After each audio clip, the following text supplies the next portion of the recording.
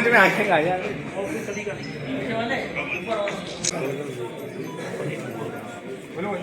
जी जी फरीद जी जी। अरे आपके देखो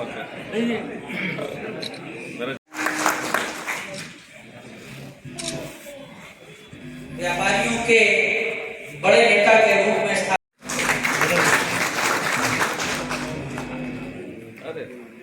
धार्मिक आयोजनों की इसी कड़ी में एक और काम जो हमेशा धार्मिक आयोजनों में जिसका बढ़ चढ़ का योगदान रहता है, ऐसे रामदयाल मोहता जी को मैं आमंत्रित करूंगा कि आप आए और अरे रनन भैया बरेली की कथा बैठने के महाप्रबंधक राजकुमार अग्रवाल जी से अनुरोध है कि वो महेश चंद्र गुप्ता जी हमारे आज के मुख्य अतिथि विधायक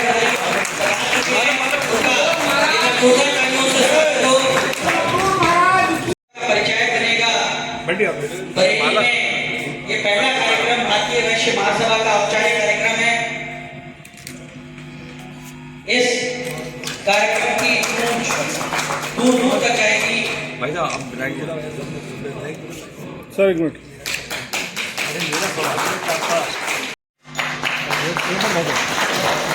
बोलो श्याम, थोड़ा सा बीच में करिएगा।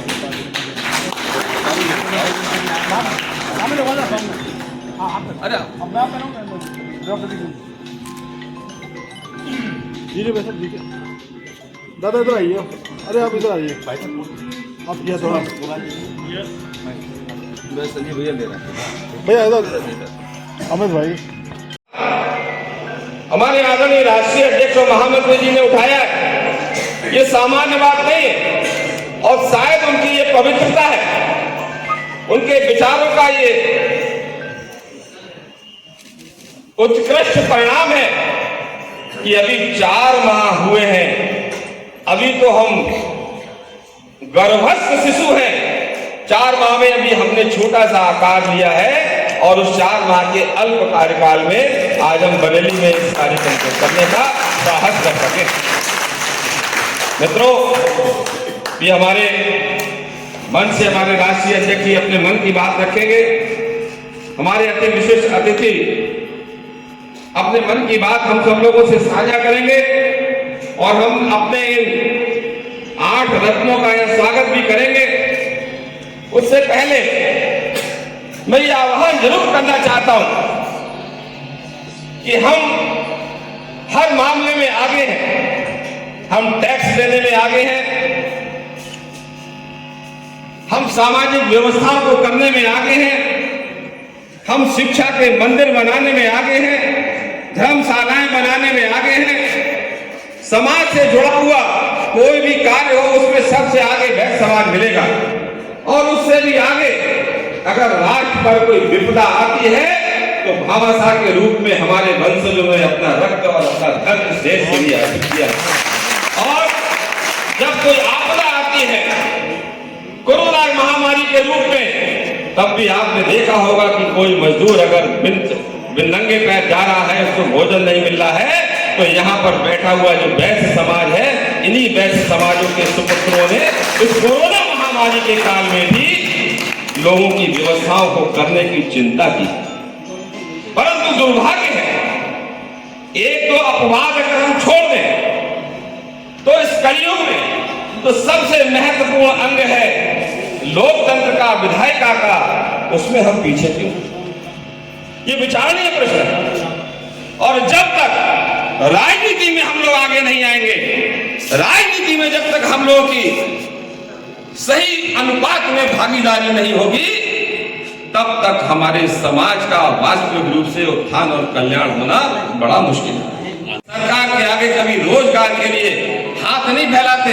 हम तो कहते हैं सरकार को आप स्किल डेवलपमेंट के लोगों को दीजिए, हम अपने कारखानों में, अपनी दुकानों में, अपनी फैक्ट्रियों में उनको रोजगार देंगे, अपना चलाएंगे और लोगों को रोजगार देंगे। तो ये कई ऐसे प्रश्न हैं, इन प्रश्नों को आज बहुत जागरूकता के साथ, बहुत ईमानदारी के साथ ढूंढा जाना चाहिए, उन पर काम होना चाहिए। और ये जब तक व्यवस्था बिल्कुल अनुपात में नहीं आएगी, तब तक हम कुछ भी कह लें कितने ही संगठन बना लें, कुछ भी कर लें, हमें वास्तविक न्याय मिलने वाला नहीं। आज क्या कारण है कि 5% का कोई समाज है, उसका मुख्यमंत्री 3 बार बन जाता है, कोई 7% का समाज है, उसका मुख्यमंत्री 4 बार बन जाता है, और 17% का बैठा हुआ ये विशाल हिंदू समाज टकटकी लगाए उस कुर्सी की ओर देख रहा है कि हमारे समाज का नंबर कब आएगा, हमारे समाज का नंबर कब आएगा।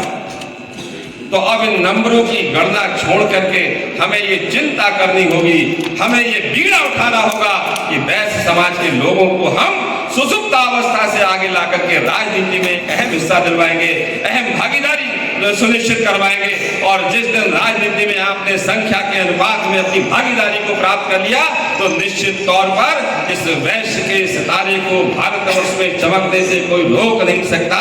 हम लोग बिल्कुल आगे बढ़ेंगे। और जिस दिन एक बात और कहना चाहते हैं, अपनी बात समाप्त करूंगा, जिस दिन हम लोग राजनीति में चमक गए, राजनीतिक व्यवस्थाएं हमारे हाथ में आ गई, तो इस देश का कल्याण बिल्कुल सोने की चिड़िया के रूप में होगा। हम वैश्य